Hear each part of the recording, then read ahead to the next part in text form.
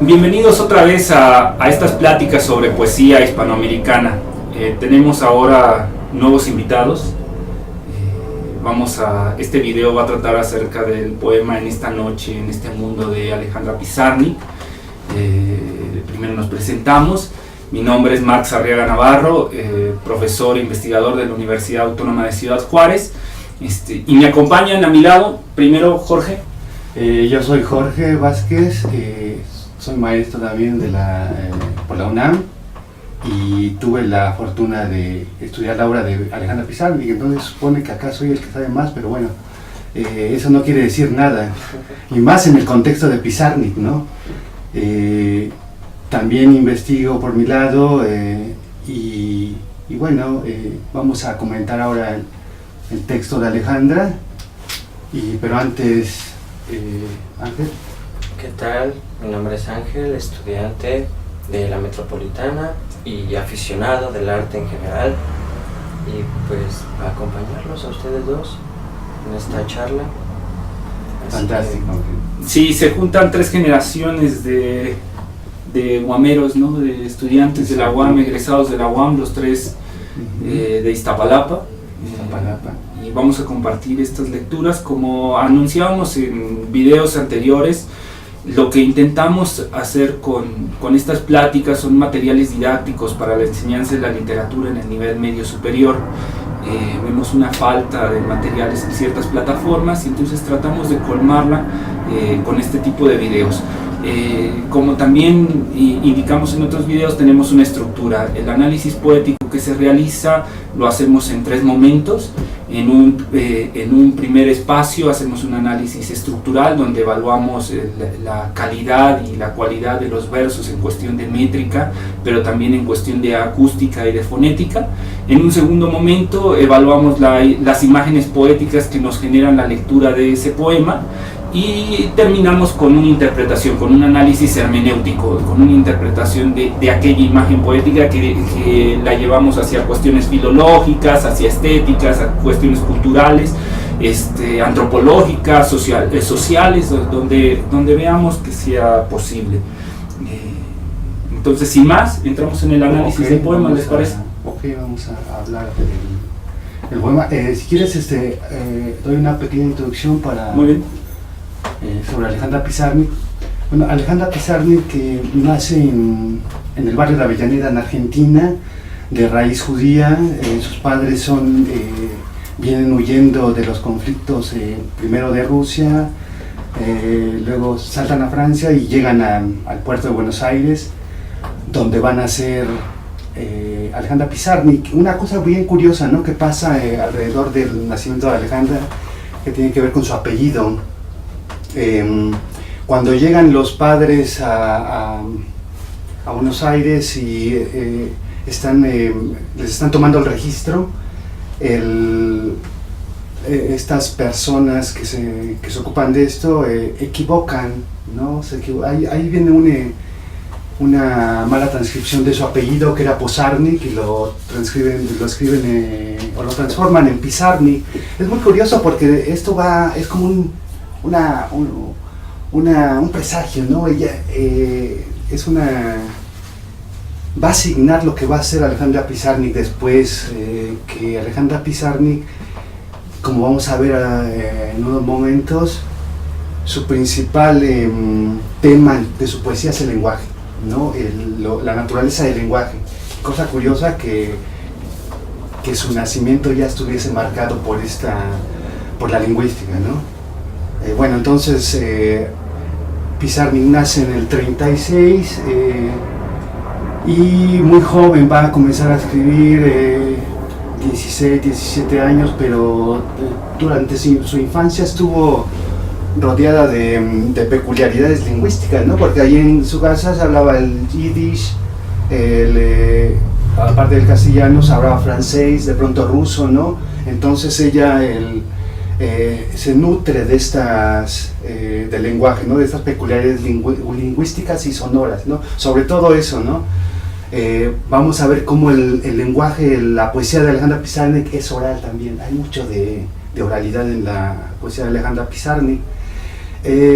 Entonces, bueno, alrededor de los 20 años va a publicar su primer poemario, La tierra más ajena, si no me equivoco, y a partir de ahí va a arrancar su camino literario. La tierra más ajena. La tierra más ajena. Impreso en 1955. Ajá, sí, 19 años entonces tenía Alejandra Pizarnik, y ahí va a comenzar su carrera con la poesía ya formalmente. Después va a Francia, donde va a conocer a Cortázar, donde va a conocer a Octavio Paz, a otra serie de poetas, y al regreso a Buenos Aires, ¿no? Donde entre el momento de la estancia en París ya la transforma. Su poesía antes de su estancia en París, vamos a ver que sí sufre una transformación a lo que va a escribir después. Si primero teníamos a una Pizarnik muy angustiada y preocupada por la comunicación, esa preocupación se va a enfocar más en el lenguaje, en la naturaleza del lenguaje, ¿no?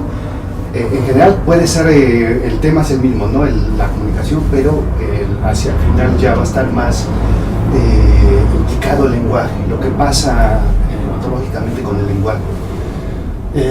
Y esto va a perdurar hasta que muere, hasta el 72, donde los trastornos que padecía la van a llevar a la muerte, ¿no? Entonces era Pizarnik, ¿no? Y ya ahorita vamos a puntualizar ciertos aspectos sobre el lenguaje y sobre lo que contiene su poesía. Sí, sin duda. El video lo tenemos planteado para 2 sesiones, en donde sin duda en la segunda nos acercaremos a cuestiones intertextuales y cuestiones biográficas de la autora, y veremos cómo en esta noche, en este mundo, se relaciona con la producción poética de Pizarnik, y cómo es el resultado de varias experimentaciones que está haciendo y que se pueden ver a lo largo de su obra. Sin más, Okay. Con esta introducción que ha hecho Jorge, iniciamos el análisis. Como lo anunciamos en los otros videos, dejamos de ver a la cámara para iniciar una plática entre 3 colegas, 3 egresados de la UAM o estudiantes de la UAM, sobre este poema que nos intriga. Una lectura. Iniciamos con la primera estrofa. La primera estrofa de En esta noche, en este mundo, dice así: en esta noche, en este mundo, las palabras del sueño, de la infancia, de la muerte, nunca es eso lo que uno quiere decir. La lengua natal castra. La lengua es un órgano de conocimiento, del fracaso de todo poema, castrado por su propia lengua, que es el órgano de la recreación, del reconocimiento, pero no el de la resurrección, de algo a modo de negación, de mi horizonte de mal dolor con su perro, y nada es promesa entre lo decible que equivale a mentir. Todo lo que se puede decir es mentira, el resto es silencio, solo que el silencio no existe. Iniciamos con el análisis estructural. Okay, ¿Qué les parece el poema?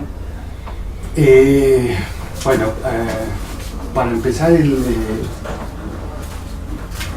digamos que es una poeta moderna, ¿no? El verso es un verso libre. Aparentemente no hay una métrica visible, ¿no? Y eso podría no ser una preocupación para el investigador. A mí personalmente nunca me preocupó la métrica del poema, pero sí, lo que sí siempre observé es que sí había una musicalidad ahí, sí había una... es decir, yo siempre la sensación que tenía con la estructura de los poemas de Pizarnik era un flujo, ¿no? Lo que me permitía a mí saber que el poema tenía ciertos tintes orales o ciertos tintes donde este poema se tiene que leer, me decía yo. Este poema es para la voz, no es para la lectura en silencio, ¿no? Eso es lo que yo siempre percibía de la estructura que usaba Pizarnik. Sí, coincido. Yo también, cuando leía Pizarnik, encaja perfectamente en esta poesía de la segunda mitad del siglo XX, ya con toda la experimentación que ha hecho las vanguardias en cuestión a la poesía libre hacia la poesía pura, esta cuestión del surrealismo, de pareciera un poema tan en libertad que juega hasta con pequeños vestigios de un cadáver, ¿no? Estos cadáveres, estos experimentos que hacían sobre la poesía libre, ¿no? Porque, la poesía pura. Pero cuando analiza uno la estructura del poema, llama la atención varios elementos. Sin duda esto es una poesía libre, no hay una métrica estable. Podría uno decir que hay un juego hacia una búsqueda hacia el eneasílabo, hacia el heptasílabo, pero en realidad es forzar este poema que encaja en la cuestión métrica.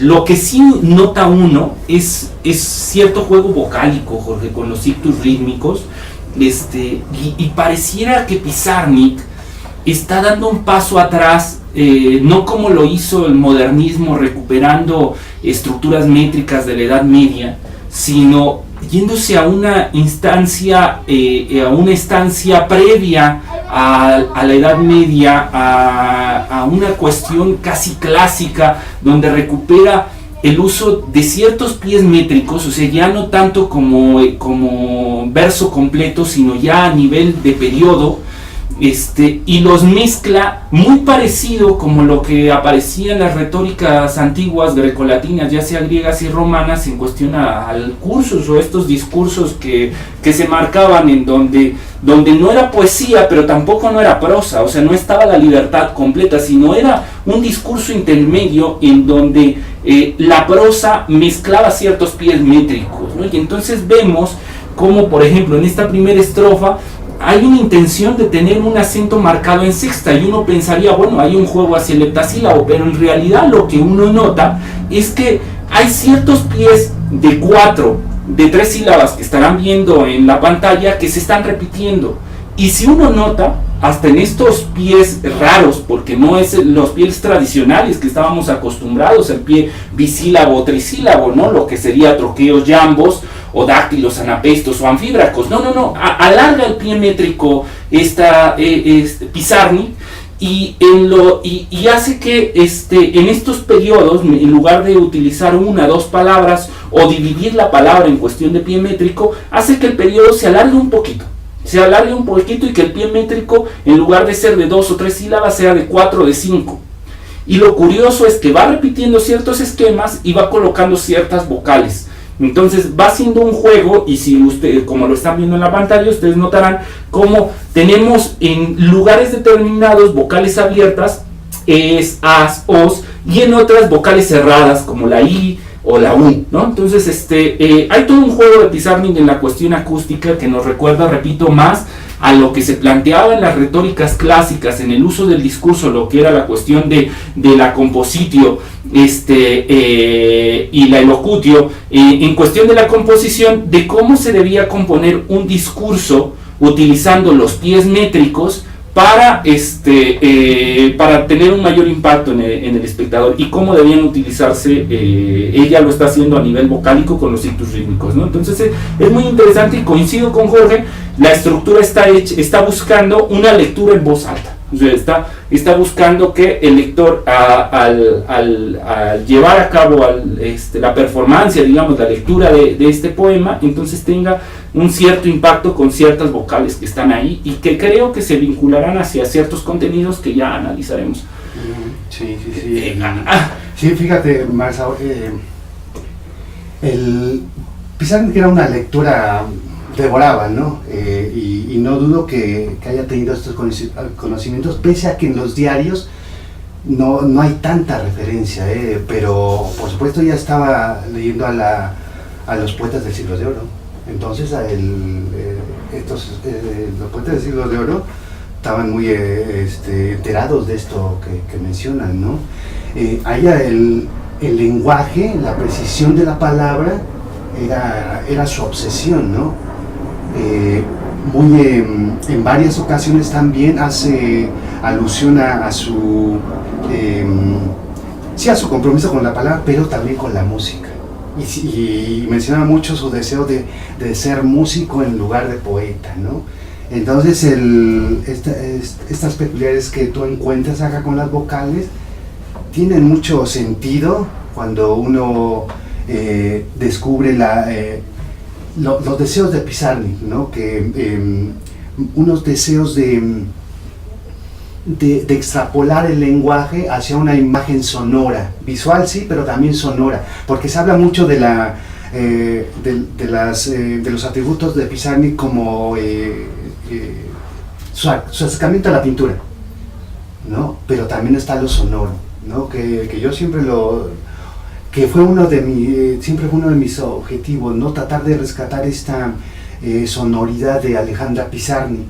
No lo alcancé a hacer aún, pero acá esto que mencionas, bueno, nos da una pauta para dirigirnos, orientarnos por otros lados, ¿no? Con la poesía de Alejandra Pizarnik, que de repente sí yo veo que se la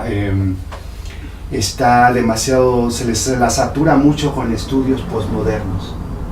Pero acá tenemos otro camino. Sí, coincido. Al ver el análisis uno pensaría que está regresando a una métrica anterior a las ataduras que pues daban las teorías del 16 y del 17 en cuestión al acomodo acentual y a la cantidad de sílabas. Yo creo que atrás de esto está ella, en lugar de evaluando los preceptos clásicos españoles de lo que era el verso, se está yendo a cuestiones latinas, a grecolatinas, se está yendo a Quintiliano, a ver ese tipo de retóricas en donde evalúa cuáles las oportunidades que tiene el sonido para reafirmar el discurso, porque ella se da cuenta, o al menos así lo podemos ver en las estructuras, que en determinados momentos se enfoca más en colocar ciertos pies métricos, o sea, empieza uno a distinguir que hay cierta colocación de acentos, cierta disposición de palabras, están tratando de imitar modelos previos a los versos. Es decir, si notamos, por ejemplo, en los primeros, en el primer verso, con en esta noche, en este mundo, pues ahí en esta noche tenemos un pie métrico formado peculiar que juega con el diyambo, ¿no? Aunque es un poco más alargado, porque en lugar de tener 4 acentos tenemos 5, juega con eso, repite el modelo de en esta noche, en este mundo. Si rompemos la cuestión de la sinalefa entre noche si analizan y cuentan las sílabas de en esta noche, en este mundo, ambas tienen la misma cantidad y se parecen las vocales que participan en la estructura. Bueno, pues así inicia y ahí nos deja estos elementos, estas células, estos, digamos, ejemplos de pie métrico que ella está componiendo. Y después lo va a recuperar el mismo modelo hasta las mismas vocales, o al menos una de ellas se mantiene en la misma posición en diferentes momentos de su estrofa. Entonces hay todo un juego en determinados, a determinada altura de la creación de este mundo poético, va a utilizar distinto pie métrico.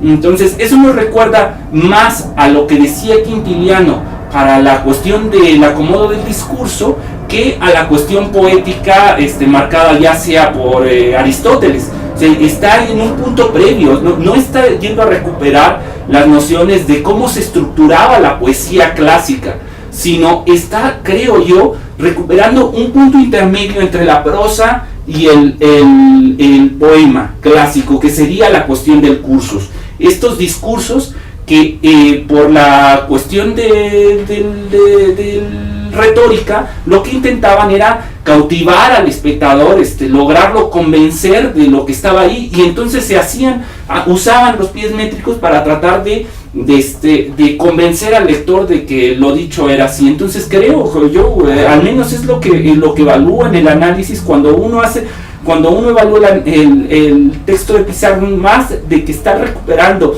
estrofas antiguas, estrofas del 16 o el 17, o versos del 16 o del 17, estructuras versificadas de aquellos siglos. Yo noto que está haciendo una recuperación sobre cuestiones previas hacia la cuestión del discurso, del acomodo del discurso, pero creo que a lo largo de la plática y con otras estrofas iremos viendo si esto es así o no. Sí, bueno, ahora que mencionas esto y que hay esta necesidad de convencer o una aparente necesidad por convencer al lector, me lleva a una obsesión que tenía Alejandra Pizarnik, que también era la obsesión por aparecer ella, por darse, porque su ser, su identidad se irguiera, ¿no?, desde el poema. Y me preguntaba si acaso el convencimiento no era hacia ella misma primero, ¿no? Una palabra dirigida hacia sí misma, ¿no? Desde el lado de la estructura, que no es tan visible, pero que apoya la temática de la poesía de Alejandra Pizarnik. Y que justo en las retóricas clásicas venía así. Quintiliano decía, Quintiliano planteaba así: se debe de utilizar en el acomodo del discurso los pies métricos, pero no tienes que abusar, esto no se puede convertir en un poema.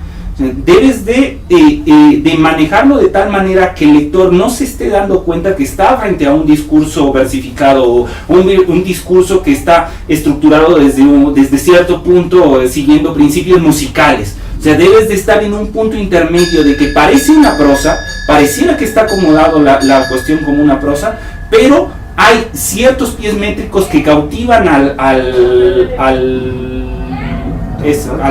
lector por el impacto acústico que tienen. Creo otra vez que ahí está recuperando la cuestión retórica del armado del discurso clásico, en esta cuestión del cursus, más que una cuestión de poesía. Y ahí vemos la cuestión de la transgresión. Como buena poeta de vanguardias o de post-vanguardias, está tratando de romper con los clásicos. ¿Y con qué? ¿A qué me estoy refiriendo? Con la tradición clásica de lo que entendemos como poema. Y entonces, para eso, ¿cuál puede ser la transgresión más fuerte que se le puede dar a un poema? Pues hacerlo prosa. Sería la ruptura total de todos los elementos que le dan esencia al discurso poético. Pero si se hace prosa, entonces estaría haciendo un cuento, estaría haciendo una novela. Entonces se va a un punto intermedio a la cuestión del cursus que venía arreglado ya, que estaba ahí, pero que se había perdido. En la historia del desarrollo de la poesía española del siglo, digamos que del XV, de finales del XV, con Nebrija, hasta, desde la construcción del español como lo conocemos ahora, desde finales del XV hasta esta mitad del siglo XX, donde el cursus había desaparecido. Es decir, estas nociones que daba Quintiliano se habían perdido porque se había diferenciado claramente lo que era la prosa del verso, de lo que era la poesía, y no teníamos un punto intermedio donde el discurso, lo que ahora vemos con discursos políticos, ¿no?, donde se para el candidato frente a un público y pareciera que está recitando, tiene cierta cadencia.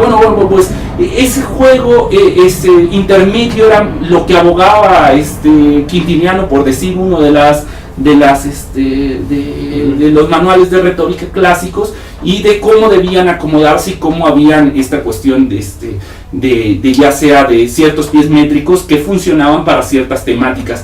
No sé hasta dónde se pueda vincular tanto a Pizarnik con aquellos procedimientos del acomodo del discurso, no lo sé, pero sí noto que hay una búsqueda, por tanto, de Pizarnik de hacer su versión, de ser rebelde en contra de la poesía, del ritmo de la poesía, pero sin perder el ritmo, dejando un ritmo diferente, una cadencia diferente que nos recuerda sin duda a los experimentos modernistas y vanguardistas, pero llevado todavía un paso más allá, tratando de hacer una ruptura total con esta tradición, no solamente como lo habían hecho los modernistas, sacar de un sitio olvidado un verso o una estrofa, llevarlo a esta época contemporánea, o utilizar estrofas o versos en lugares donde uno no se lo esperaría para causar un choque en el lector. No, este es un paso más allá, porque en realidad aquí uno no reconoce un verso, porque no hay un verso que se repita una vez, una tras otra. Hay unos pequeños intentos a mitad de la estrofa, donde vemos ciertos acomodos cuando hace estas repeticiones, como es el caso de que es el órgano de la recreación, el reconocimiento, pero no el de la resurrección, de algo a modo de negación. Notamos que sí, los acomodos se van a hacer, los acentos se van acomodando en primera, tercera, sexta, y vemos ciertas coincidencias, y pareciera que ella está jugando con el heptasílabo, ¿no? Con ciertos versos, pero cuando uno nota ese fragmento y en su totalidad vemos que no es un experimento, no es un uso del heptasílabo, sino que las repeticiones de las palabras hicieron eso con los acentos, pero no está tratando de acomodar aquí sería un ritmo trocaico. No está siguiendo ese tipo de verso, está rompiendo el verso y está manejándolo no como si fuera una cuestión de poema, sino más como si fuera un discurso de esta cuestión de cursus retórico de antiguo. Da la impresión, pero falta mucho análisis para poder sostener aquello, y faltan más estrofas. Sí, no, bueno, para empezar es un camino que yo no había recorrido, pero tiene sentido porque la inestabilidad del discurso de Alejandra Pizarnik es una de sus características, ¿no? En cuanto, estructuralmente hablando, ¿no? En cuanto a esta experimentación de la forma, ¿no? Que no es una forma que se logre aprender de inicio, ¿no? Uno tiene que familiarizarse con la escritura de Alejandra Pizarnik para que posteriormente uno vaya encontrando asociaciones que no son libres tampoco, ¿no? Porque el mismo, digamos, nos vamos a dar cuenta posteriori que hay que este trabajo está hecho con lupa, ¿no? Y otra cosa que me llamaba la atención de lo que marcaba, lo que decías, Marx, era que dentro de su vínculo con los vanguardistas, sí, también se aleja. Sí. No es no es típica, no es una vanguardista típica. No. Precisamente lo que la hace atípica es su relación con un lenguaje que no era este instrumento suave, manejable, como si lo era para muchos la vanguardia. Eso me parece que la diferenciaba. Sí, se puede encontrar en una lectura rápida, creo yo, un vínculo directo con el surrealismo, ¿no? Y pareciera que está haciendo una imitación de él, pero es un surrealismo que pudiéramos llamar a la latinoamericana o a la argentina, porque mezcla cuestiones, o sea, no está la libertad de los cadáveres exquisitos o de estos experimentos de una poesía donde es el inconsciente o el subconsciente el que deja fluir las ideas, y entonces tan solo se transcriben sin tener una lógica, ya sea gramática, sintáctica, morfológica o acústica. Simplemente es la transcripción de este libre fluir de las ideas. No es esa libertad, hay una lógica interna en el lenguaje, y eso choca con la vanguardia europea, porque para mi gusto Pizarnik está recuperando a niveles estructurales cuestiones que debieran estar desterradas, o al menos eran como una cuestión tabú para los vanguardistas. ¿Cómo hacer un poema donde hay una libertad tal apoyado en cuestiones retóricas? O sea, si la lógica ahí está venciendo, el consciente está venciendo al inconsciente en la medida en que está normándole a cada paso lo que debe decir o cómo debe decirlo. Entonces es una situación peculiar la de Pizarnik, porque no simula, o sea, logra simular este libre desarrollo de las ideas al estilo surrealista, pero con una lógica interna, desde el lenguaje hasta las imágenes que nos va creando, porque creo que ahí vamos a encontrar también muchos elementos. Sí, totalmente de acuerdo, Marx.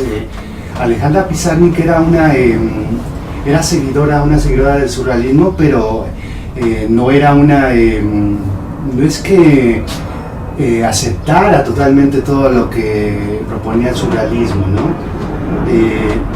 Ella durante su juventud estuvo en Buenos Aires con varios poetas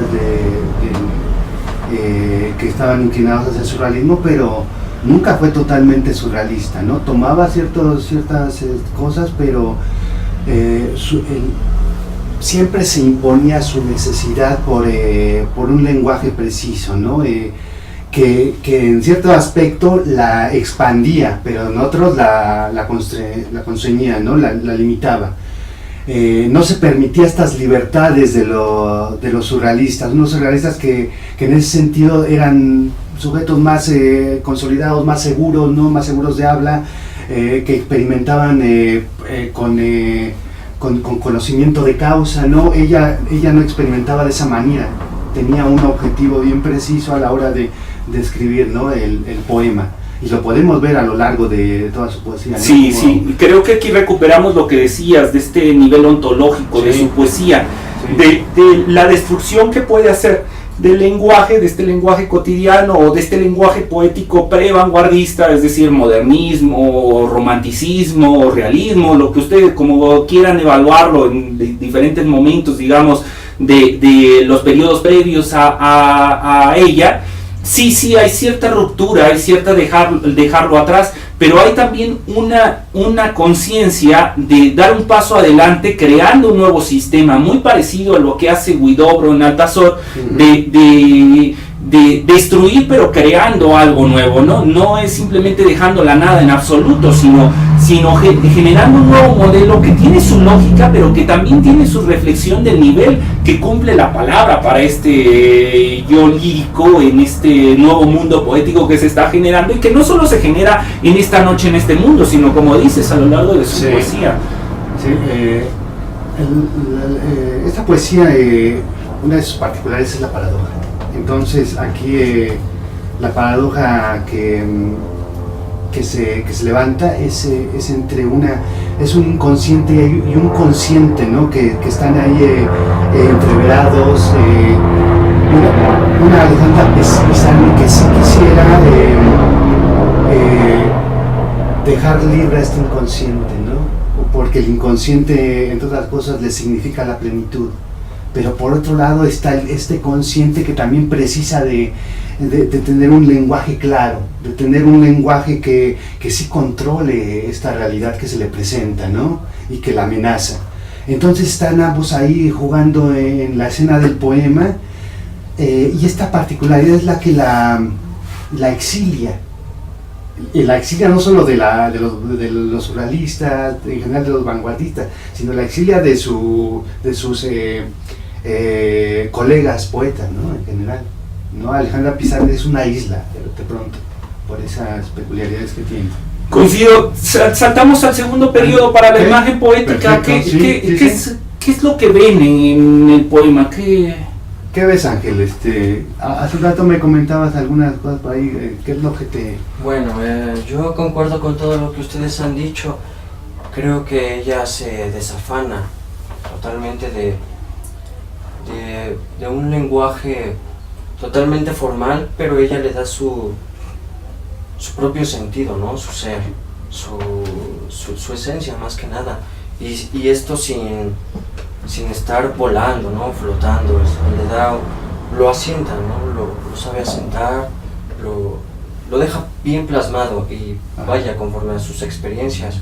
Sí, esto es importante que dice Ángel, esto de no flotar, ¿no? De pronto la poesía de Pizarnik podría parecer que es demasiado metafísica, ¿no? Que es demasiado, que está en un nivel muy por encima, pero no creo que sea es el punto. En primera instancia, con las primeras líneas, en esta noche, en este mundo, hay un ser que se quiere situar, sí, y que no sabemos, no hay un espacio determinado acá, no hay espacios, de repente es una voz que aparece y que se quiere situar, ¿no? En esta noche, este mundo, ¿no? Que es una necesidad que va a ser recurrente, ¿no? El encontrar este lugar.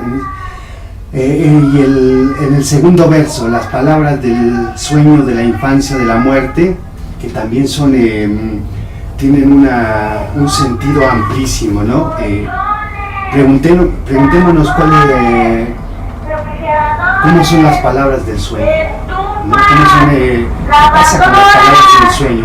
¿Cómo es el mundo lírico, ¿no? ¿De qué índole son las formas en el sueño? Y vamos a ver que las palabras del sueño carecen totalmente de la rigurosidad de la vigilia, ¿no? El sueño es la libertad, ¿no? Es la suspensión de los deberes, la suspensión de la moral, ¿no? Y la palabra ahí en el sueño entonces va a ser esta palabra carente de moral, de responsabilidad. Y si vamos más allá con la infancia y la muerte, vamos a ver que hay una gradación también, ¿no? La infancia también es este momento en que el lenguaje todavía no tiene este peso, este valor, ¿no? Es decir, el lenguaje es transparente en la infancia, ¿no? Es inmediato, ¿no? Cuando nos hacemos adultos, el lenguaje en lo que se convierte es en un medio, es una mediatez. El lenguaje está entre yo y el mundo, pero en la infancia es inmediato. Y de esa manera se vuelve un ideal para Alejandra Pizarnik, que siempre está buscando un lenguaje pleno. Y la muerte es ese otro estado de liberación donde también el lenguaje carece de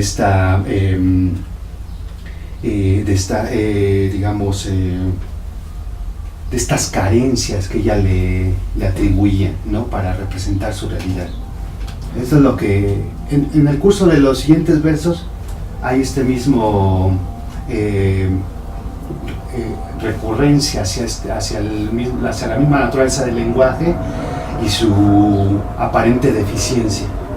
Sí, coincido. Es difícil generar la imagen poética en estos poemas porque la ruptura con la sintaxis es grave, ¿no? Es muy fuerte. Ustedes ven en el texto, no tenemos comas, no tenemos puntos, no tenemos mayúsculas, o sea, es difícil entender de dónde a dónde inicia la oración, cuál es el sujeto, hacia dónde va, los circunstanciales, el objeto directo, es decir, la sintaxis gramatical prosaica tiene una ruptura total, y uno diría, bueno, a favor de la cuestión acústica, por la cuestión rítmica en esta sintaxis rítmica, pero no solo por eso, sino también por el tipo de imagen tipo flashazo que nos genera, ¿no? No es una anécdota o no es una pintura completa, plena, sino son pequeños vestigios muy rápidos, ¿no? De lo que está sucediendo. O sea, yo lo que veo es, como mencionas, Jorge, una cuestión espaciotemporal en esta noche, o sea, se localiza el yo lírico, que el yo lírico no aparece, no dice yo Juan Pérez, o al menos yo, no aparece el yo, sino está elidido ahí, no tiene cuerpo, ni tiene, no está personificado. Y inicia, si bien él no puede decir quién es, ¿no? Inicia con esa cuestión implícita, empieza a tratar de asirse de lo que puede, ¿no? Entonces, en esta noche sabemos que hay una cuestión temporal de un mundo y una noche, pero no es el mundo y la noche normal, no. O sea, no es un nocturno normal, sino es en esta noche y en este mundo. Entonces marca la diferencia entre lo diurno y lo nocturno en una primera instancia, pero después entre el mundo de lo nocturno, entre los posibles mundos nocturnos que hay, este es un mundo peculiar, porque lo que veo es que aparte de ser un mundo diferente, un nocturno diferente, estar en un espacio nocturno diferente, es un nocturno silencioso, en donde hay un juego hacia la creación del mundo, de un yo lírico que no tiene esencia, no está por ser personificado a través de una palabra, en donde él, como un poeta, en la medida en que escribe, va colmando este mundo y esta noche, sí. Pero se vuelve contradictorio, porque lo que veo también, o sea, veo un poeta que no tiene cuerpo, que está en una noche y en un mundo peculiar, pero que intenta hacer algo que está en contra del mundo en donde se encuentra, intenta dar palabra en donde en ese mundo nocturno el silencio es el que reina. Entonces hay toda una contradicción y hay una violencia entre lo que intenta hacer el yo lírico elidido por medio de la palabra y que no se lo permite las reglas de aquel mundo. Entonces hay todo eso. Me llama la atención, Jorge, bueno, no sé si quieres mencionar. Sí, es que ahorita que estamos viendo un par de imágenes que me resultan muy esclarecedoras, ¿no? Dijiste flashazos y también mencionaste, a ver cómo lo dijiste, bueno, la imagen es algo que se está produciendo, ¿no? Pero algo que está también, no aparece un yo. No aparece. Algo se está originando, algo como que está flotando, ¿no? Que empieza a ser, ¿no? El mundo que empieza a dibujar aquí Pizarnik es un mundo que el mismo poema va engendrando mientras avanza, sí. ¿no? Lo que pasa es que hay este conflicto, es difícil poner una imagen. Sí, es difícil. Es difícil porque esta palabra, esta lengua creadora en este mundo nocturno raro o peculiar o único o diferente al resto de nocturnos, es decir, no estamos frente al nocturno de Tablada que veíamos la vez pasada, no estamos en los nocturnos de Villorrutia o no estamos en los nocturnos de románticos, no, este es un nocturno diferente. En este mundo nocturno, la lengua tiene hasta una cuestión erótica o una cuestión por este hecho de creación. El órgano de la lengua está dibujado con una dualidad, porque va a haber mucho juego hacia la dualidad, ahorita analizaremos parte por parte, pero juega con este órgano fálico, pero también con la lengua y con la boca, o sea, da esta imagen como también como una cuestión femenina, o sea, el juego masculino y el juego femenino, pero en ambos casos la lengua queda castrada por el espacio en donde se encuentra, es decir, mientras que en un espacio diurno estos órganos fálicos o no, o sea, estos órganos masculinos o femeninos, en la convergencia de ambos generan un nuevo ser, ¿no? y se juega con ese símil de entonces la lengua como órgano creador.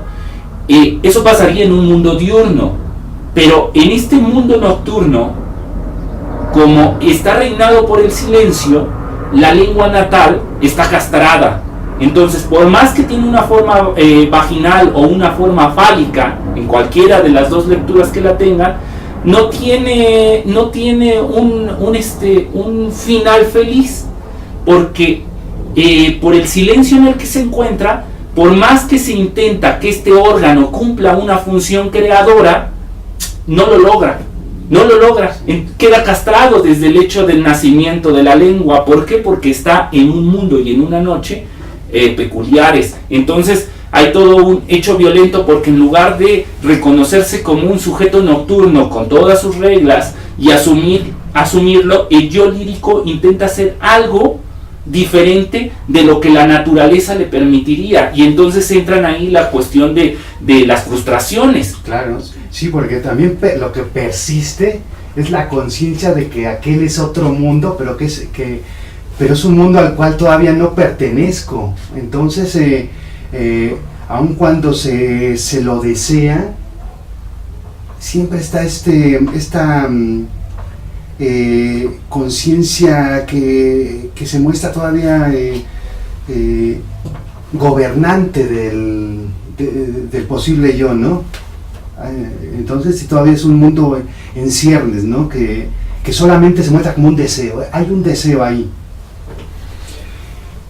No sé qué opinen ambos. Ajá. Curioso el tipo de verbos que ocupan esta primera estrofa. O sea, si vamos viendo los verbos, están todos en presente y en simple indicativo. O sea, es, castra, existe.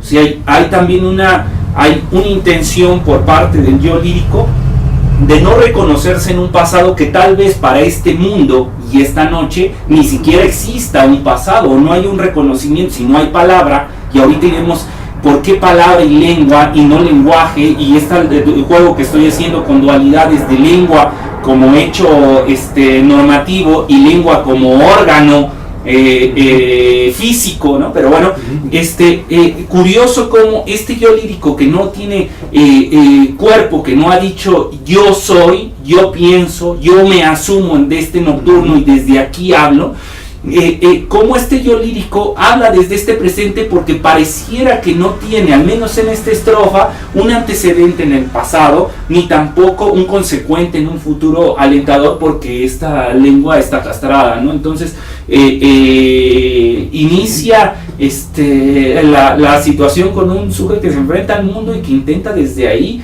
vamos a ver qué podemos hacer en este mundo y en esta noche, ¿no? Sí, es muy significativo los verbos en presente, porque esto se vuelve una eternidad, esto se vuelve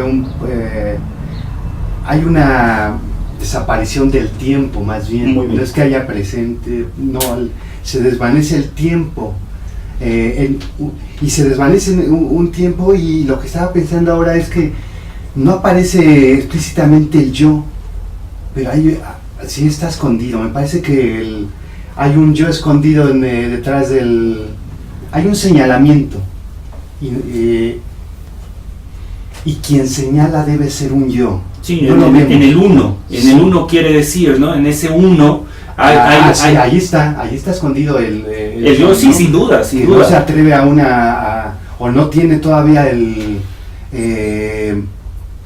la dignidad suficiente, ¿no?, para levantarse. Sin hay duda. Ahí algo. Va a utilizar Pizarnik a sus objetos directos o indirectos como sujetos, es decir, va a esconder al sujeto en el objeto directo, ¿no? Entonces, si tienes toda la razón, me uno a ti.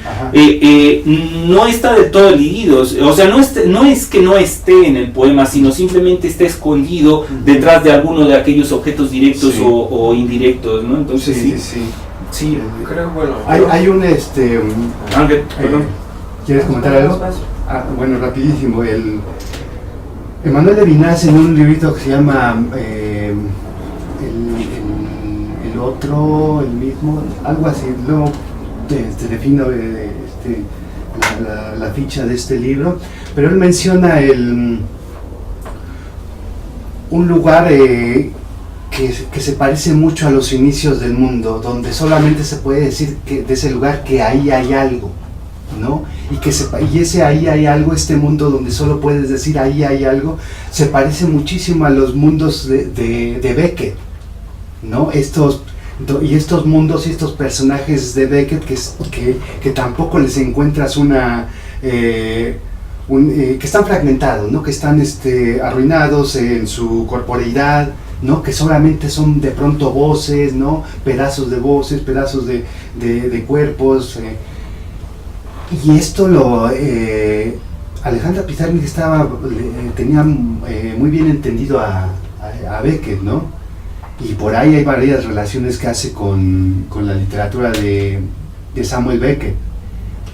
Este lugar que ella trata que nos indica acá se parece muchísimo, hay mucha familiaridad con los lugares de Beckett, ¿no? Coincido.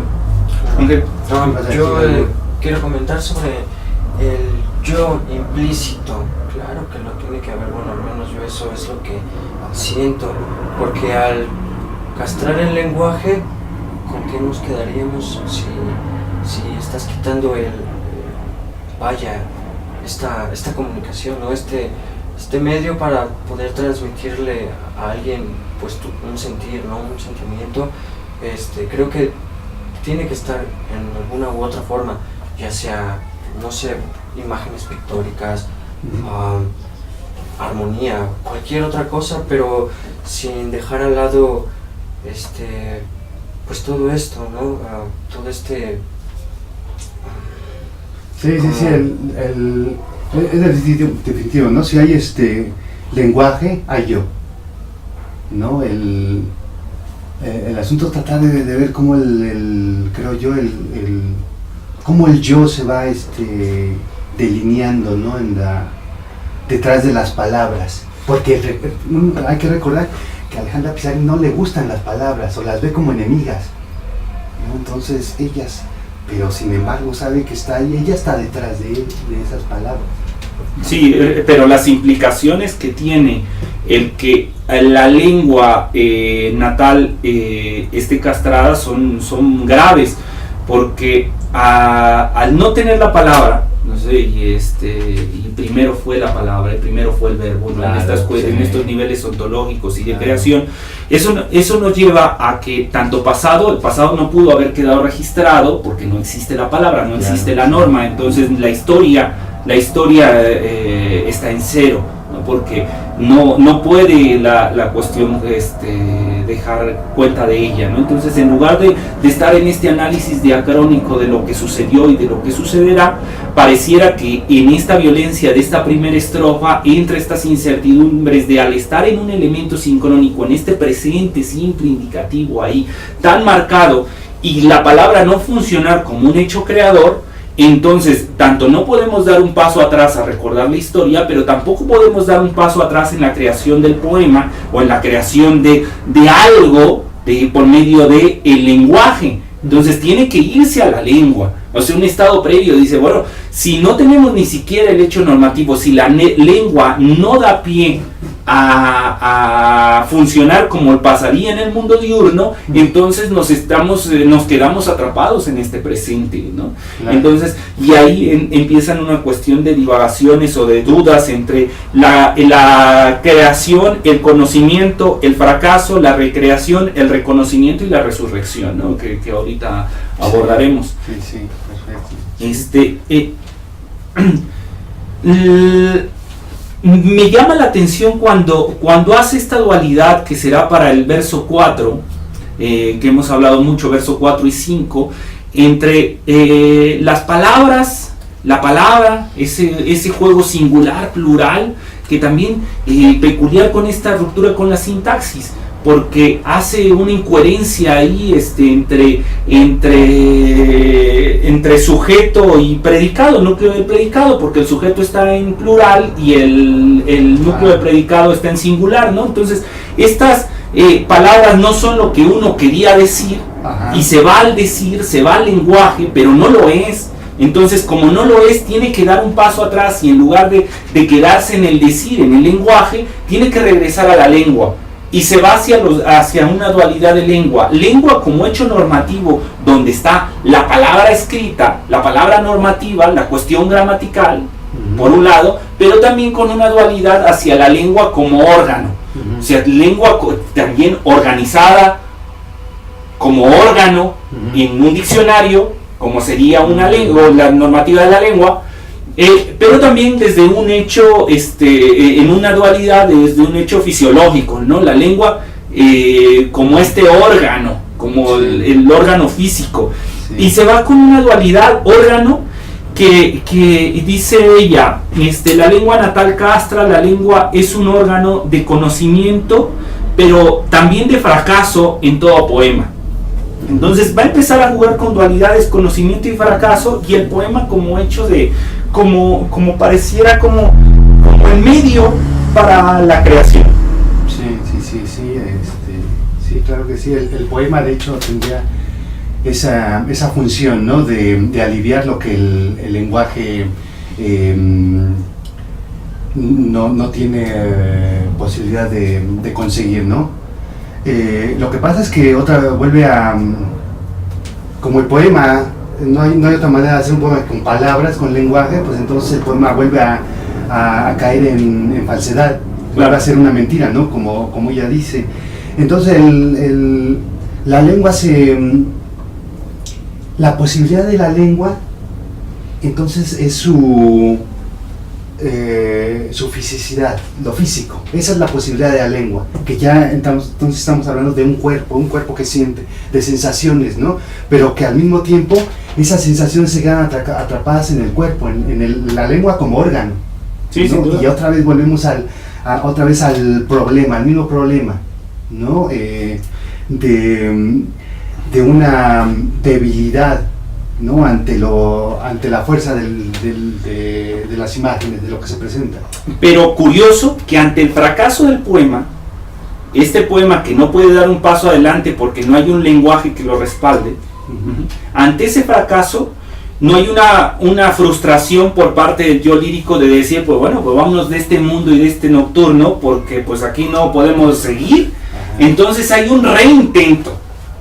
O sea, dice, bueno, pues, si en un conocimiento no pudo generarse, hubo un fracaso del poema, pues vamos al reconocimiento, vamos a una segunda instancia, vamos a insistir, donde haya una recreación, un reconocimiento, y en ese re que serían los versos, castrado por su propia lengua, del fracaso de todo poema castrado por su propia lengua, que es el órgano de la recreación, del reconocimiento, que es el órgano de recreación y reconocimiento. En ese re, no es que sea una segunda oportunidad que da el poema ante ese fracaso para reintentarlo, sino que en ese re están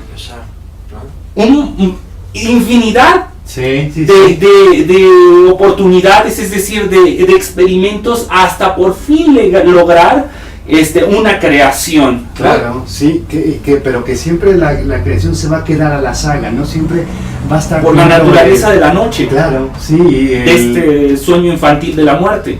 Sí, siempre se va a quedar ahí como un ideal, siempre en el conocimiento de que hay una duplicación de por medio, hay una mediación, ¿no? Que el lenguaje siempre va... la única posibilidad de lenguaje no será la creación, sino la reproducción, es decir, no el original, sino lo que le sigue, no lo primario, sino lo que le sigue, y siempre va a estar en ese ciclo, ¿no? Coincido, y que era un procedimiento que estaba en el creacionismo. Cuando uno leía Altazor, para lograr generar Altazor su mundo, no inició con la palabra. O sea, no inició a niveles ontológicos de que primero fue el verbo y vámonos adelante y vamos a generar cosas, vamos a hacer acciones. No, bueno hubiera sido para ese Altazor. Primero empieza a construir, a reconocer el mundo, primero a conocerlo y después a reconocerlo rearmando cosas. Y entonces utiliza esas gitanjáforas, ¿no? Entonces empezar a mezclar palabras, lengua, no lenguaje, iniciar a mezclarlas en ese reconocimiento de su mundo, en esa recreación a través de cosas que ya estaban hechas ahí, pero pareciera que es la manera en como, al menos en este mundo y en esta noche, la única manera que pudo el poema para liberar esa frustración de no poder en un hecho creativo, hacerlo en una segunda, tercera y así hasta el infinito, hasta lograrlo. Sí, que ahí al final lo que podemos concluir también es precisamente esto que decías, esta continua experimentación y estas continuas de pronto distorsiones de la lengua que logra Alejandra Pizarnik tienen el objetivo de regenerar la lengua, ¿no? de inventarla, de inventarse un nuevo lenguaje, ¿no? Que también es porque esto no solo aquí, lo vamos a encontrar constantemente, ¿no? Un afán por inventarse una lengua. Coincido. Y ahora, da un paso más allá. Ya que está la recreación y este reconocimiento, dice, bueno, si hay una recreación, que sería el punto importante, porque ahí estaría el hecho del poema no frustrado, o el poema que ha superado la frustración y que ha logrado generar algo, poco, mucho, pero está en ese hecho divino casi de formación de un mundo poético. Dirá, pero no es esta recreación el de la resurrección de algo a modo de negación de mi horizonte de Moldoror con su perro. Y a mí me causa curiosidad el que recupere estos cantos de Moldoror de Lautréamont, y este juego de dualidades, de lo divino frente a lo infernal. Entonces pareciera que hay una cuestión hasta cierto punto positivista, ¿no? Muy clásica en diferenciar el hecho diurno vinculado hacia la palabra y hacia la palabra divina y hacia estas cuestiones judío-cristianas, y este mundo de la noche, este mundo nocturno, y que lo está vinculando no a la resurrección de Dios, sino más hacia me da la impresión hacia este hecho satánico de Lotremont, de Mordoror, ¿no? Sí, Mordoror y su perro, que están en los cantos de Mordoror, ¿no? Sí, claro que sí, yo también pienso que es más un afán por reconstruir este mundo prohibido, este mundo que tiene de revivir lo que tiene de subversivo el mundo, ¿no? Que a lo largo de la historia hemos visto cómo ha sido orillado, ¿no? Entonces sí, por supuesto Pizarnik, y es otro de sus rasgos vanguardistas, ¿no? Por el querer recuperar este mundo que está más allá de la razón, ¿no? Que reducimos al inconsciente, pero que es algo muchísimo mayor, ¿no? Aquí lo que yo estaba notando cuando dice, pero no el de la resurrección, ¿no? Cuando Alejandra Pizarnik habla de una posibilidad de la resurrección, dicen, es el mundo puede ser el mundo de la recreación, pero no es el mundo de la resurrección. Es decir, se puede recrear, pero finalmente la palabra va a seguir muerta. No la vamos a revivir. Sí, no se va a convertir este mundo nocturno en un mundo diurno. Ajá, sí, o sea, por más que este poema frustrado, después de muchos intentos, haya logrado crear algo, por nimio que sea, ajá, no es una resurrección del mundo diurno dentro del mundo nocturno. No, esto sigue siendo una cosa diferente, y por eso hace la referencia hacia los cantos de Mordoror, manejando la diferencia. No es que estamos tratando de imponer el mundo diurno, el mundo positivista, el mundo judio-cristiano de esta resurrección de Cristo. No va por ahí, va más a un hecho nocturno, de un hecho satánico, como sería Mordoror y su perro, ¿no? Claro. Y la humanidad, su humanidad del mundo de Mordoror, sí, claro, en esos cantos. Ajá, sí, lo nocturno pensado como simbólicamente, ¿no? Simbólicamente. No meramente la noche, ¿no? Sino más bien este mundo que encierra secretos, misterios, ¿no? Que existen, que están ahí, ¿no? Y que ahí vemos los titubeos o el acercamiento que tiene, que al menos así lo interpreto. Ya estamos, por cierto, estamos en el plano de la interpretación, es que ya pasamos al nivel 2. Es así, el poema te jala de esa manera. Sí. Y ya en este plano de la interpretación ya veo cómo ella se está acercando al creacionismo, hacia estas vanguardias hispanoamericanas. Se está acercando hacia el creacionismo, pero dándole un giro de tuerca, porque no es un creacionismo basado en una cuestión diurna, y no es lo que intentaron los modernistas o la generación de los contemporáneos o hasta los surrealistas hispanoamericanos europeos en vivir en el mundo de la noche.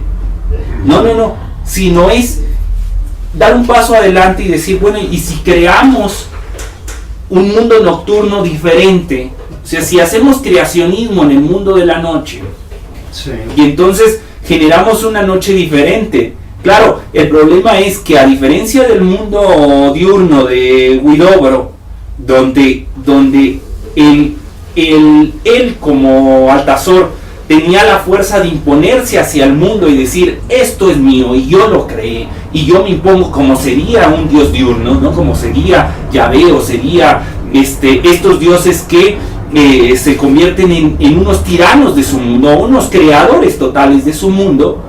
La dualidad que maneja Pizarnik dice, bueno, sí, eso sucede en el diurno, en el día, pero en la noche es el espacio el que oprime al dios.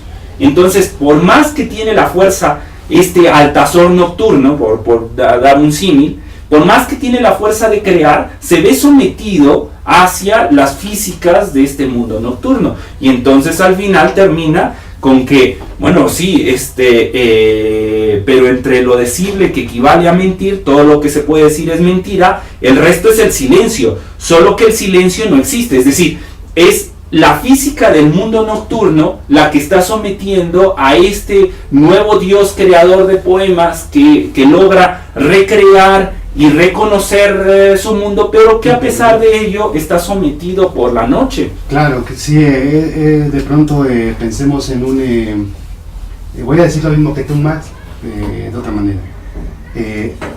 Hay un mundo que está increado todavía, ¿no? Y que le toca al yo, a este yo en particular, engendrar, crear, ¿no? Hacer.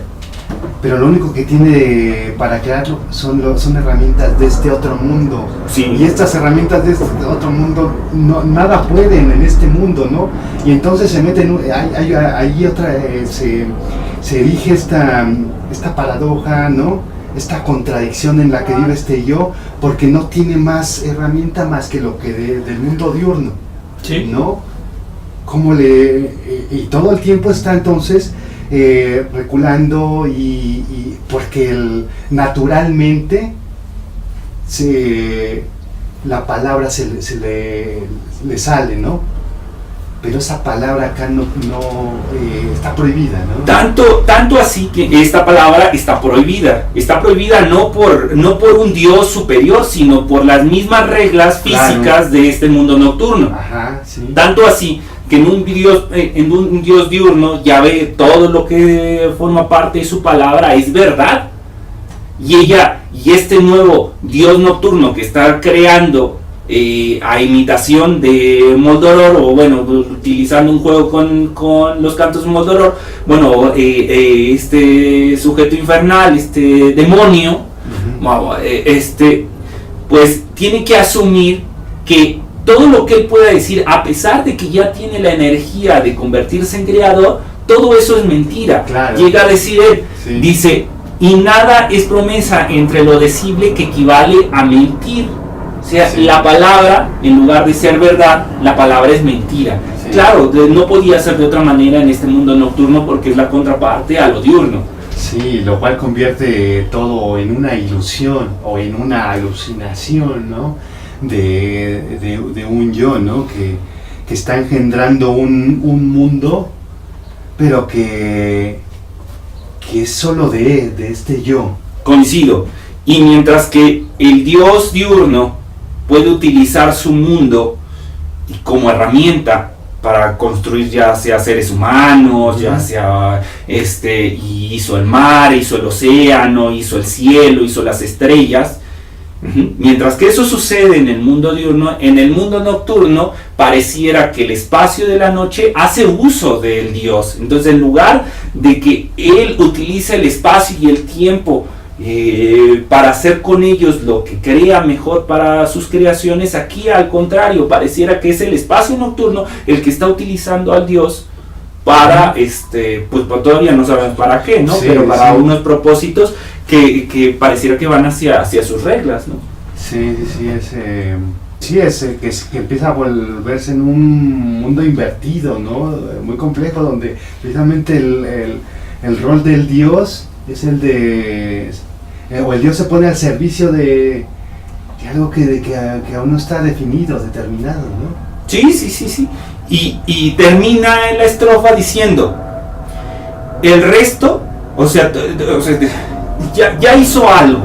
Después de esta recreación, de este reconocimiento, logró algo nimio, pequeñito. El resto es silencio. O sea, todo lo que está, que es otra vez la contradicción, mientras que en el Génesis nosotros veíamos cómo se colmaba el universo en voy a decirlo rápido, pero ¿qué serán? En 10 versículos, creó el universo y descansa el séptimo día, o sea, en 6 días logra crearlo todo. Aquí es a la inversa. Aquí, después de mucho hacer, de rehacer, logra hacer algo muy pequeñito, muy pequeñito, y el resto era silencio. Sí. Dice, y el resto es silencio, solo que el silencio no existe. Y aquí nos vamos a este nivel ontológico que está muy en Pizarnik, de no solo generar un hecho descriptivo, sino analizar la esencia de las cosas. O sea, porque aquí la cosa no es tal.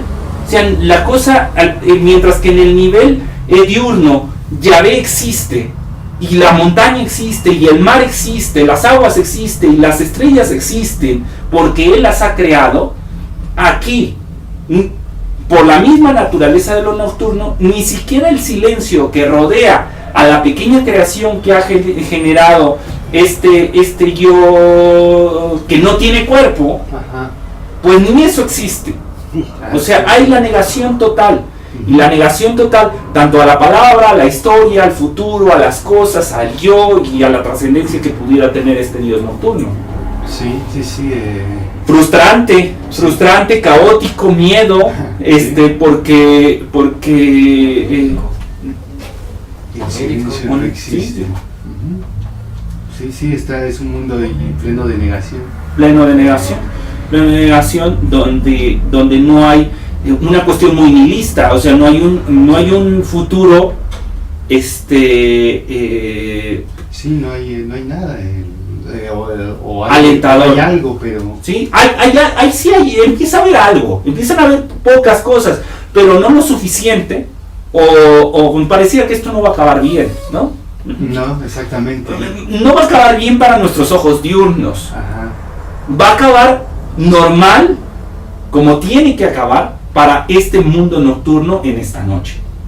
O sea, otra vez se pone en un punto de vista muy romántico el poema, porque no es el yo lírico el que va a manipular el tiempo y el espacio a su voluntad, sino el mundo romántico de este poema. Estoy haciendo anacronismo, pero en este mundo que se está generando Pizarnik pareciera que tiene tanta fuerza que va a acabar agotando, asfixiando al yo lírico y no lo va a dejar avanzar. Pareciera, da esa impresión de angustia. Ajá.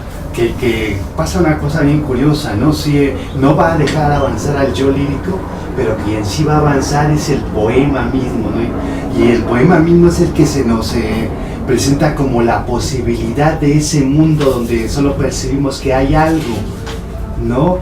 Y ese haber algo, esta cosa pequeñita que empieza a originarse, parece ser el poema mismo, ¿no? Que el mismo yo es incapaz de ver, al ser el mismo parte del poema, no vislumbra esta posibilidad. Ahora otra cosa, decía, el yo lírico es donde se vuelve ontológico, existencial, y parece tener lógica si pensamos que él quiere originar otra vez las cosas, no tiene que ir hasta la médula de las cosas para ver cómo haces eso explosión y entonces empieza a originarse todo, ¿no?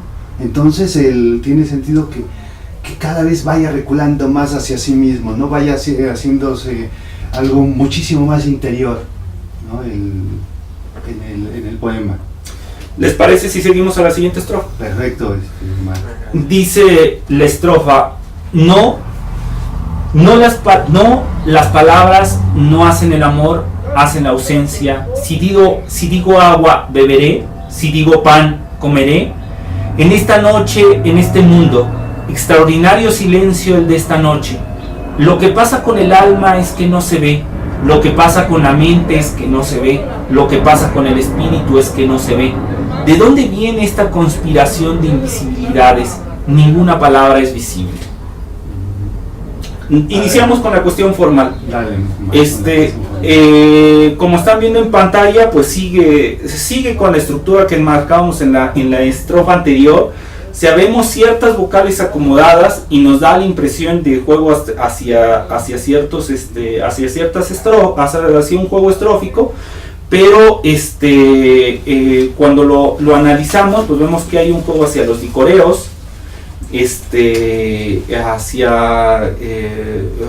vemos por ejemplo como por poner un ejemplo, las palabras, ¿no? Que tenemos dos, podríamos leerlo como dos troqueos, pero en realidad juega más como hacia un pie de un dicoreo. Después hay un juego hacia la misma estrofa, hacia el mismo pie métrico, otra vez otro dicoreo, donde se mantiene la misma vocal a en el primer ictus rítmico. No hacen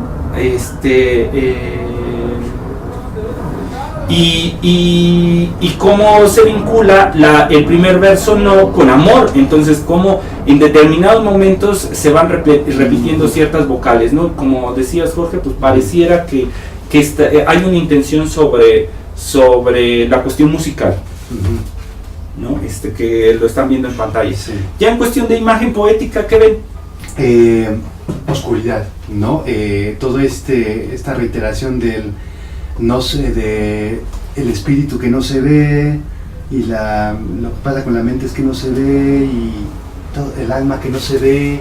No hay si no hay una ceguera, hay una oscuridad ahí, ¿no? Hay visión, pero no hay nada que ver que nos vincula con nuestra estrofa de arriba, ¿no? Donde este mundo nocturno, este mundo que está haciéndose, ¿no? Donde ni siquiera hay luz aún, ¿no?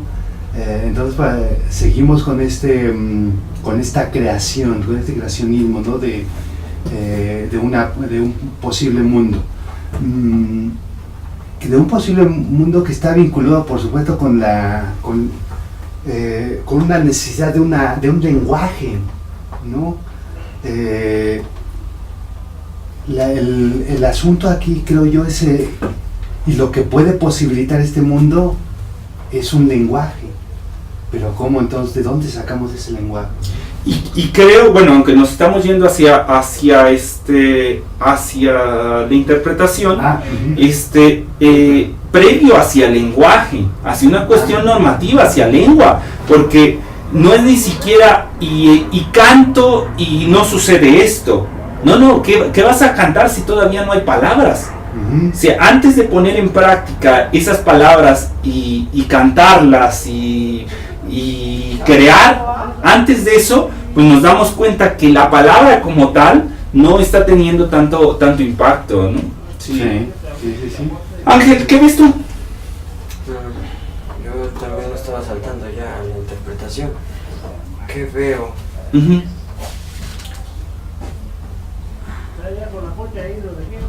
Ausencia. Pues sí, veo esa ausencia, pero más que nada que no le alcanza la lengua, no le alcanza para poder dar, no sé, cualquier cosa, ¿no? Y muchas cosas no pueden dar, no pueden llenar eso, ¿no? Por decir, una pintura no puede llenar un sentimiento, la lengua no puede llenar eso, porque igual hay ausencia, es vacío, ¿no? Siento que otras cosas podrían llenar esos vacíos, pero pues estamos hablando de lengua, ¿no? Y siento que, veo que se le queda corta la lengua, el lenguaje, todo esto por estas mismas razones de que no pueden expresar algo real, ¿no? Algo tangible, porque pues, son palabras, es sonido y es invisible. Bueno, el sonido no lo puedes ni tocar, no lo puedes palpar, es algo fuera de mis manos. Sí. Coincido que sigue coincido con ustedes que sigue la tendencia de la estrofa anterior, sigue hasta este juego erótico, ¿no? Yo lo que veo es el intento de reconocimiento por parte del yo lírico de su quehacer en ese mundo y de ese espacio en donde se encuentra. Entonces veo a un yo que sigue sin aparecer, o sea, sigue sin tener una presencia, ya no tanto para decir hombre o mujer, sino simplemente para hacer el contorno de ese yo lírico, ni siquiera eso, ¿no? Entonces no aparece en ningún lado el pronombre yo o un sustantivo que nos diga, ese es el yo lírico, es Juan el que está hablando, es Jesús el que habla, es María la que habla, no tenemos ni siquiera aquello, y que va muy bien con su entorno, con las físicas del entorno que nos venía marcando en la estrofa anterior. Entonces, ¿qué veo? Veo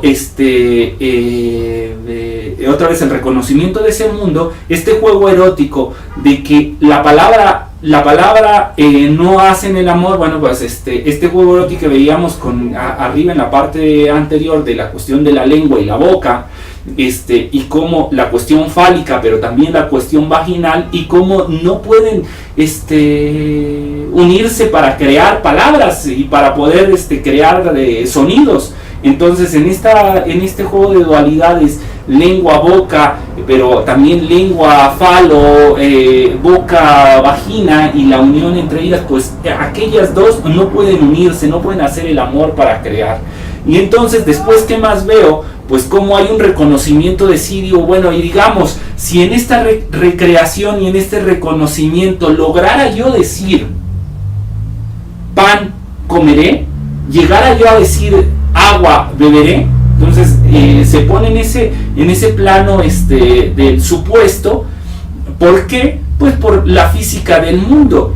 ¿Cómo va a poder ver si está en una noche y está en la oscuridad? ¿Cómo va a poder escuchar si está rodeado del silencio?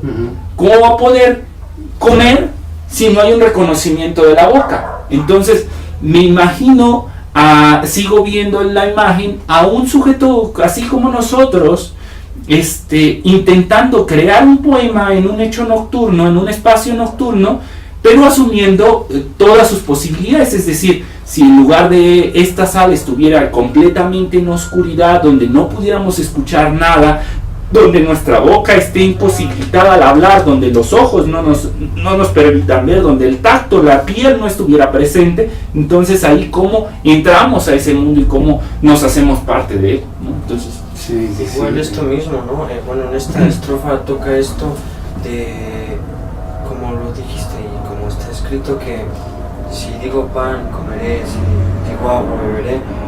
Y en la estrofa anterior hace mención de esto, ¿no? De todas las palabras pueden ser mentira, ¿no? Todo lo que se dice puede ser mentira, porque pues esto mismo, yo te puedo decir cualquier cosa, pero no significa que lo puedas realizar, ¿no?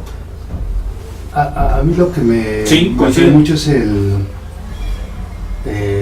cuerpo, pues, la sugerencia de que allá está la boca, ¿no? De que están los ojos, pero no funcionan, o no me funcionan, ¿no?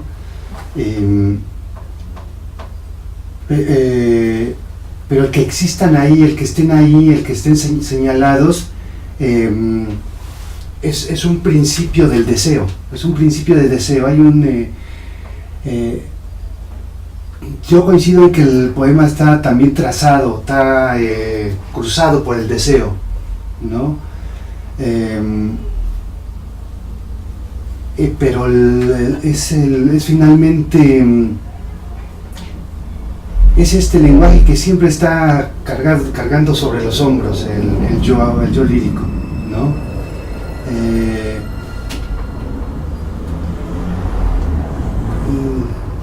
Se me llega la imagen de un cuerpo que no es cuerpo, pero no consigo vislumbrar algo que es y no es, ¿no? Algo, es decir, ¿qué es lo que finalmente hace ser a un cuerpo? Sino los sentidos. Pero ese cuerpo sin sentidos, entonces, ¿qué cosa es? ¿No? Una cosa amorfa ahí, que sin embargo vive o existe. Sí, si quieren empezamos a dar el paso hacia la interpretación, ¿sí? Porque esto me lleva a imaginar, si coinciden conmigo en esta imagen, ¿no? De o sea, de lo que veo de un sujeto, de un poeta que está entrando en un espacio nocturno en donde no tiene reconocimiento de su cuerpo y que entonces pues empieza a tratar de hacer uso de ese espacio, pero el espacio mismo no se lo permite. Eso me da pie a interpretar que este yo lírico, aunque la lengua me esté marcando que ciertas impresiones de la naturaleza de esa lengua y de la imposibilidad de esa lengua natal castrada que venía en la estrofa anterior, ese sujeto no es de ahí, porque si fuera de ahí no intentaría hacer cosas que el espacio no se lo permite. Es como intentar meterte al mar, a la profundidad del océano, intentar respirar. Si fuera, bueno, respirar como respiraría un sujeto de la superficie. Entonces pareciera que es un sujeto que viene de otro mundo, que está entrando a y que trata de violentarlo con sus aptitudes diurnas, y que el mundo no se lo permite. Y claro, él viene de un contexto judio-cristiano donde un dios creacionista como Altazor o como Yahvé dijo, no, a ver.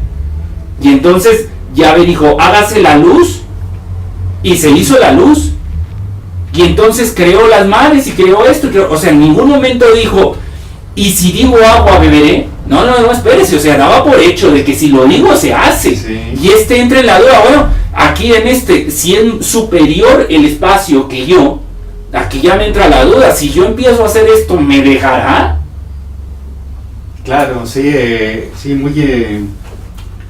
muy esclarecedor lo del el ser ajeno del sujeto. El sujeto no pertenece a ese mundo, ¿no? Y quiere meterse al agua. Quiere colonizarlo. Ajá, sí, exacto. Pero lo cierto es que ese mundo no se lo permite, ¿no? Lo que se percibe ahí es todo el tiempo este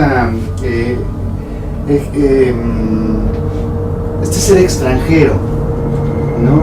Que está medrando por este mundo. Un apunte. De todos los versos, el único que se repite y que nos hace la impresión como una especie de estribillo, ese en esta noche, en este mundo, que se repite. Por eso menciono, insisto en esta cuestión de que es lo superior, lo que está por encima de ese yo lírico, esta noche, este mundo, ¿no? Que lo está oprimiendo y que es el centro de las cosas. Y tanto así tiene una lógica la estructura poética de Pizarnik, que si ven el lugar donde se encuentra esta estrofa, en esta estrofa notarán que está a la mitad de la estrofa. O sea, justo en la mitad, en el verso 7, si lo cuentan de arriba para abajo o de abajo para arriba, se encontrarán en este mundo, en esta noche, que es lo demás lo rodea. O sea, y tiene que adaptarse a ello. Sí. Su cabeza. Claro. Con esta... sí es válido que afirmemos que el sujeto, el yo lírico que aparece acá es un extranjero. Lo que puede continuar esto es que no solo es un extranjero, sino que ha sido arrojado, me parece que ha sido arrojado a este mundo, ¿no? Y digo que ha sido arrojado porque hay una renuencia también, ¿no? Constantemente él está negando lo que no se puede hacer. Este ser arrojado nos vincula perfecto con la filosofía de Heidegger, ¿no? El ser que es eyectado, el ser que es arrojado a un mundo y que ese arrojamiento le origina una angustia, ¿no? Un pesar, ¿no? Que lo va a marcar la vida de este sujeto arrojado. Sí, y que dentro de la literatura tenemos, otra vez estoy siendo muy redundante, pero que estaba también, Altazor fue arrojado y se lanzó en un paracaídas, o sea, venía de una caída, fue arrojado de una situación superior y tal. Pero también vemos otros sujetos arrojados y que tienen esta misma frustración con la palabra cuando recuerda uno, por ejemplo, el Calibán de la tempestad de Shakespeare, ¿no? Sí. Claro, sí, el arrojado por antonomasia pues es Satanás. Satanás ¿cómo se llamaba? Maldoror. Claro, sí, ahí está, otra vez aparece, ¿no? El perro...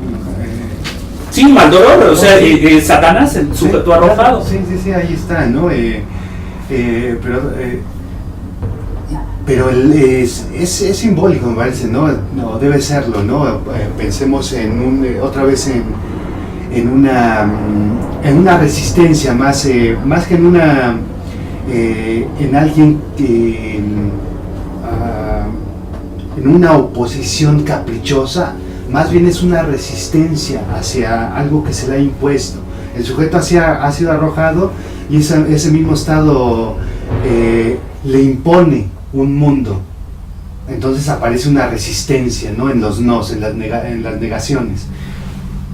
Aquí la diferencia, y bueno, y lo veremos más en el video que en la siguiente sesión, es que pareciera que en la poética de Pizarnik no hay un intento de regreso, o tampoco no hay una violencia de que fue expulsada de un paraíso, de una cuestión divina y entonces está ahí. No, hay un reconocimiento de que ella quiere estar en ese mundo, bueno, ese yo lírico quiere estar en ese mundo, a pesar de todo el miedo, a pesar de toda la violencia, a pesar de todas las angustias que se va viviendo ese yo lírico a lo largo de todos estos poemas y todos los poemarios de Pizarnik. No hay un mirar atrás y decir, ¿por qué me lanzaste aquí? Si yo estaba bien, ¿qué te hice para merecer esto? No. Hay un ir hacia enfrente, un continuar a pesar del sufrimiento, que es la pérdida del cuerpo, la pérdida del espacio, la pérdida de la visión. A pesar de todos esos problemas, el yo lírico sigue testarudo y sigue viendo hacia enfrente como si fuera su única posibilidad. Claro, sí, ¿no? Como si en algún momento hubiese vislumbrado en ese mundo la posibilidad de la plenitud, ¿no? Que también es la búsqueda que se va a desarrollar a lo largo de la poesía de Alejandra Pizarnik. Sí, sin duda. Ajá, sí. Un último comentario sobre la estrofa, nada más para meramente informativo, ¿no? Los primeros, no, las palabras no hacen el amor, hacen la ausencia. Si digo agua beberé, etc. Es una referencia clara a André Breton, ¿no? Hay un poema donde André Breton dice, él se afirma, las palabras se hacen el amor. Él lo afirma, ¿no? Claro, ahí ya André Breton confiaba en el lenguaje como la posibilidad para la resurrección del individuo, del ser. Alejandra Pizarnik está del otro lado, ¿no? Tiene un tratamiento del lenguaje opuesto, ¿no? Entonces acá es un diálogo con André Breton y en general con el surrealismo. Sí, coincido, y que podríamos decir, bueno, ahorita estamos aventurando, yo lo voy a decir, bueno, aventuraré mucho, pero hay cierto juego en estas generaciones de poetas del siglo XX a la cuestión del pastiche, ¿no? O sea, de utilizar frases de otros poetas, de otros poemas. O sea, lo hizo Paz, lo hizo Puig, lo vemos en Pizarnik, lo vemos en Cuesta, donde decimos, este verso recuerda a Gorostiza, este verso recuerda a Villorrutia, este verso de Paz recuerda a poetas estadounidenses, poetas norteamericanos. Entonces hay todo un juego como a la cuestión del pastiche, de utilizar ciertos fragmentos, recomponerlos, ponerlos en otro lugar y darles un nuevo sentido. Sí, y de hecho ella lo hace hacia el final de su obra. Ajá, ella era, lo vemos cuando en un relato donde hace referencia a Alicia en el País de las Maravillas, sí, donde también es una cuestión sobre el lenguaje. Hace referencias también de alguna manera es irreverente con algunos aspectos formales de la cultura argentina. ¿No? Pero sí, ella lo recurre a eso, al pastiche, a la parodia. A veces con un tono medio irónico, porque hay mucha ironía Sí, precisamente, sí, lo hace de diversas maneras, sobre todo al final de su obra. Bueno, pues no sé si quieren comentar algo más del poema, si no probablemente podamos dejarlo aquí. Sí, es más o menos la mitad. Sí. Esta primera sesión. Ajá. La próxima sesión terminamos con el poema. Sí, yo creo lo podemos continuar la siguiente edición, Max. Perfecto. Lo leo. Me parece que... Bueno, pues agradecemos a todos los que estén viéndonos la paciencia. Claro, sí. Vamos a intentar ir organizando aún más los contenidos para simplificar la tarea del análisis de Pizarnik, que es una obra complicada, es una poeta complicada, que vale la pena leer. En la próxima sesión analizaremos la importancia de un poema de esta magnitud o de estas características en la enseñanza de la literatura en la educación media. Si Claro. Pizarnik encaja con lo que el programa de la Secretaría de Educación Pública pretende o no, y cómo lo puede utilizar y cómo puede hacer cuestiones transversales el profesor para poder vincularlo hacia historia, hacia filosofía, hacia otras áreas de las humanidades marcadas en el nivel de bachillerato de la Secretaría de Educación Mexicana. Claro.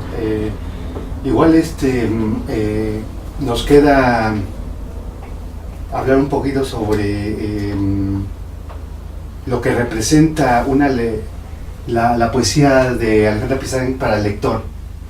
Porque hay lo comentábamos hace un rato, aún no estábamos en la cámara, del compromiso hacia el que te dirige la poesía de Alejandra Pizarnik, ¿no?